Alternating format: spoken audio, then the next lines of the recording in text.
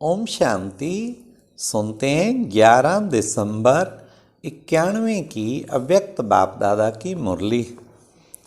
आज की अव्यक्त मुरली में बाबा ने 4 क्वेश्चन। नंबर 1, तीनों रूपों की रॉयल्टी क्या है।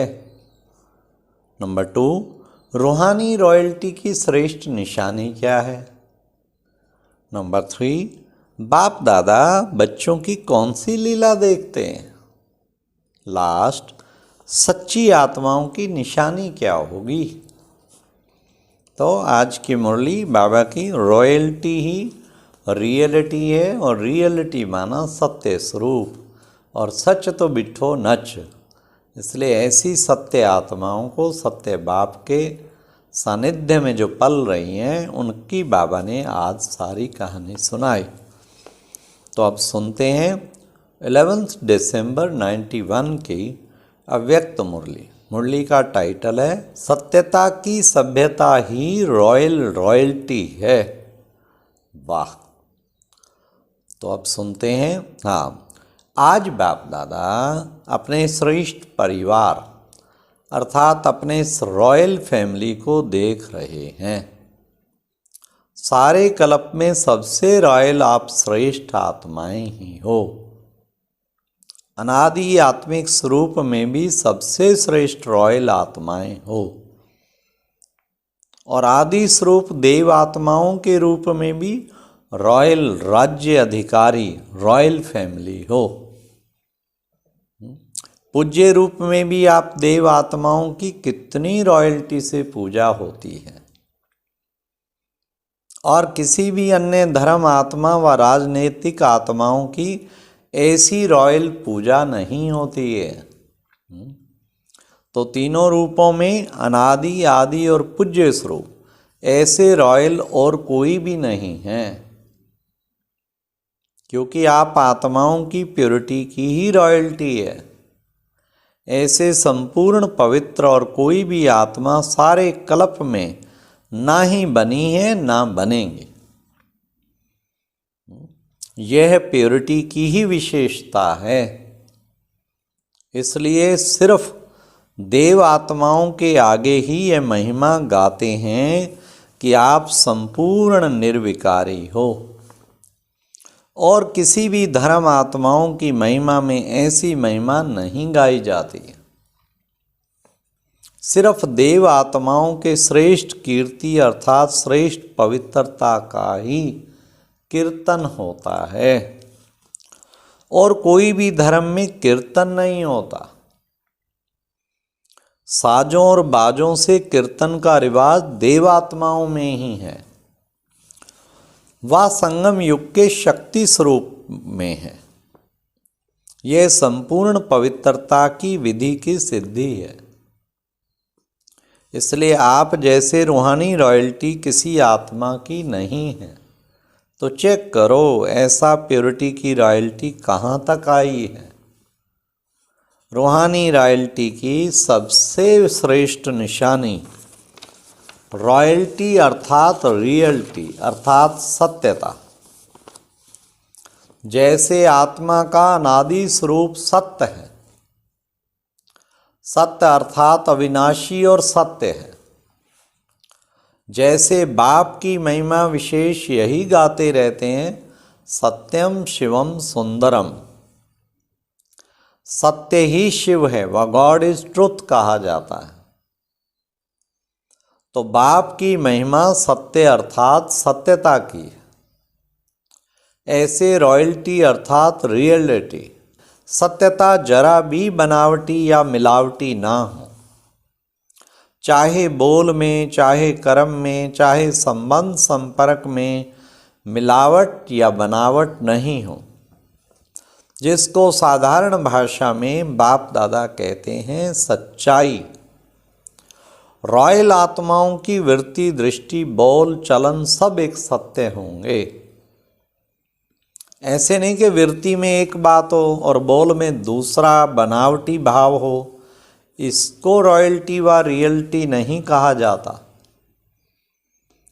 आजकल बाप दादा बच्चों की लीला देखते भी हैं और सुनते भी हैं। कई बच्चे बात को मिलाने और बनाने में बहुत होशियार है। ये है लीला। क्योंकि द्वापर से मिलावट और बनावट की कथाएं बहुत सुनी है ना, तो इस ब्राह्मण जीवन में भी ये संस्कार इमर्ज कर लेते हैं। ऐसे अच्छे रूप से बात बना लेते हैं तो झूठ को बिल्कुल संपूर्ण सत्य बना देते हैं और सत्य को झूठ सिद्ध कर देते हैं। इसको कहा जाता है अंदर एक बाहर दूसरा। क्या ये रियलिटी है? रियलिटी है? नहीं है ना। तो ऐसे पवित्रता की रॉयल्टी अर्थात रियलिटी, ये रॉयल्टी की निशानी है। अगर ये निशानी नहीं है तो समझो प्योरिटी की रॉयल्टी नहीं आई है, वह परसेंटेज में आई है, संपूर्ण नहीं है। और रियलिटी की दूसरी निशानी बाप दादा सदा सुनाते रहते हैं, सच तो बिट्ठो नच। सच्ची आत्माएं सदा खुशी में नाचती रहेंगी। कभी खुशी कम और कभी खुशी ज़्यादा, ऐसा नहीं होगा। दिन प्रतिदिन हर समय और खुशी बढ़ती रहेगी। रियलिटी की निशानी है सदा खुशी में नाचना। नैन चैन कहते हो ना, रॉयल्टी का अर्थ भी है चित्त से भी और नैन चैन से भी सदा हर्षित। सिर्फ बाहर से हर्षित मुख नहीं, लेकिन चित्त में भी हर्षित। हर्षित चित्त हर्षित मुख दोनों हर्षित हों। कई बार ऐसे भी होता है कि अंदर चित्त में खुशी नहीं होती, लेकिन बाहर मुख में समय प्रमाण खुशनुमा बन करके दिखाते हो। इसको अल्पकाल का हर्षित मुख कहेंगे। हर्षित मुख अविनाशी हो। तो पवित्रता की रियलिटी रॉयल्टी अर्थात अविनाशी चित्त और मुख हर्षित हो। चेक करो, दूसरे को चेक करने नहीं लग जाना, अपने को चेक करो। ऐसी रॉयल आत्मा बाप दादा को और सर्व ब्राह्मण परिवार को अति प्यारी होती है। रियल प्यारी आत्मा की विशेषता क्या होती है?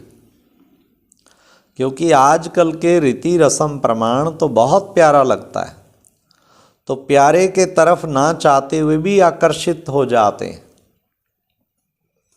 जिसको आप लोग अपनी भाषा में अटैचमेंट कहते हैं। क्योंकि प्यारा है तो अटैचमेंट तो होगी ना। लेकिन रियल और रॉयल प्यार की निशानी है वो जितना ही प्यारा होगा उतना ही न्यारा भी होगा। इसलिए वह ना स्वयं एक्स्ट्रा अटैचमेंट में आएगा, ना दूसरा उसकी अटैचमेंट में आएगा। इसको कहा जाता है रियल प्यार, संपूर्ण प्यार। वह हर्षित रहेगा, आकर्षित भी होगा, परंतु हद की आकर्षण करने वाला नहीं। तो रियल और रॉयल की निशानी क्या हुई? अति प्यारा और अति न्यारा। रॉयल्टी की ओर विशेषता है उस आत्मा में कभी किसी भी प्रकार के, चाहे स्थूल चाहे सूक्ष्म, मांगने के संस्कार नहीं होंगे। क्योंकि रॉयल आत्मा सदा संपन्न भरपूर रहती है। एक भरपूरता बाहर की होती है, स्थूल वस्तुओं से स्थूल साधनों से भरपूरता, और दूसरी होती है मन की भरपूरता। जो मन से भरपूर रहता है उसके पास स्थूल वस्तु या साधन नहीं भी हो, फिर भी मन भरपूर होने के कारण वो कभी अपने में कमी महसूस नहीं करेगा, ना में भी हाँ का अनुभव करेगा। और जिसका मन भरपूर नहीं होता वह आत्मा बाहर से कितनी भी वस्तु और साधन से भरपूर होते भी वह कभी भी अपने को भरपूर नहीं समझेगा। ऐसी आत्मा सदा इच्छा के कारण चाहिए चाहिए का गीत गाती रहेंगी। हर बात में ये होना चाहिए, ये करना चाहिए, ये मिलना चाहिए, ये बदलना चाहिए, हर समय यही गीत गाते रहेंगे। और मन से भरपूर आत्मा सदा यही गीत गाती रहेगी, सब पा लिया, प्राप्त हो गया, ये होना चाहिए, ये करना चाहिए, ये चाहिए भी रॉयल मांगने के संस्कार हैं। बेहद की सेवा प्रति सोचना कि ये होना चाहिए, ये करना चाहिए, अलग बात है। लेकिन सब की हद के प्राप्ति का अर्थ चाहिए, ये रॉयल मांगना है। नाम चाहिए, मान चाहिए, शान चाहिए, प्यार चाहिए, पूछना चाहिए, ये सब हद की बातें हैं। रॉयल आत्मा में मांगने का अंश मात्र भी संस्कार नहीं होता। समझा? रॉयल्टी क्या होती है? तपस्या के चार्ट में सब चेक करना। ऐसे नहीं मैंने किसी को गाली नहीं दी, क्रोध नहीं किया, ये सब बातें चेक करना, फिर प्राइज लेना। तपस्या का अर्थ ही है संपूर्ण पवित्र बनना। तो पवित्रता की पर्सनैलिटी, पवित्रता की रॉयल्टी कहाँ तक प्रैक्टिकल में रही है, ये चेक करना। इसको कहते हैं तपस्वी राज। समझा रॉयल्टी क्या है? रॉयल आत्मा का चेहरा और चलन दोनों ही सत्यता की सभ्यता अनुभव कराएंगे। वैसे भी रॉयल आत्माओं को सभ्यता की देवी कहा जाता है। उनका बोलना, देखना, चलना, खाना पीना, उठना बैठना, हर कर्म में सभ्यता, सत्यता स्वतः ही दिखाई देगी। ऐसे नहीं कि मैं तो सत्य को सिद्ध कर रहा हूं और सभ्यता हो ही नहीं। कई बच्चे कहते हैं वैसे क्रोध नहीं आता, लेकिन कोई झूठ बोलता है तो क्रोध आ जाता है। उसने झूठ बोला, आपने क्रोध से बोला, तो दोनों में राइट कौन? सत्यता को सिद्ध करने वाला सदा सत्यता सभ्यता वाला होगा। कई चतुराई करते हैं, कहेंगे हम क्रोध नहीं करते, हमारा आवाज ही बड़ा है, आवाज ही ऐसा तेज है। साइंस के साधनों से आवाज को कम और ज़्यादा कर सकते हैं ना, तो क्या साइलेंस के पावर से अपने आवाज की गति को धीमी या तेज नहीं कर सकते हो? इससे तो ये टेप रिकॉर्ड और ये माइक अच्छा है जो आवाज कम ज़्यादा तो कर सकते हो। तो ये चेक करो कि सत्यता का साथ सभ्यता भी है। अगर सभ्यता नहीं तो सत्यता भी नहीं। तो प्योरिटी की रॉयल्टी सदा प्रत्यक्ष रूप में दिखाई दे। ऐसे नहीं अंदर में तो रॉयल्टी है, बाहर देखने में नहीं आती। अगर अंदर है तो बाहर में जरूर दिखाई देगी। सत्यता की रॉयल्टी को कोई छिपा नहीं सकता। इसमें गुप्त नहीं रहना है। कहीं कहते हैं गुप्त पुरुषार्थी हैं इसलिए गुप्त रहते हैं लेकिन जैसे सूर्य को कोई छिपा नहीं सकता, सत्यता के सूर्य को कोई छिपा नहीं सकता, ना कोई कारण छिपा सकता, ना कोई व्यक्ति। सत्य सदा ही सत्य है। सत्यता की शक्ति सबसे महान है। सत्यता सिद्ध करने से सिद्ध नहीं होती। सत्यता की शक्ति को स्वतः ही सिद्ध होने की सिद्धि प्राप्त होती है। सत्यता को अगर कोई सिद्ध करने चाहता है तो सिद्ध जिद्द हो जाता है। इसलिए सत्यता स्वयं ही सिद्ध होती है, उसको सिद्ध करने की आवश्यकता नहीं। समझा? तपस्या वर्ष में क्या दिखाना है? प्योरिटी की पर्सनैलिटी और रॉयल्टी।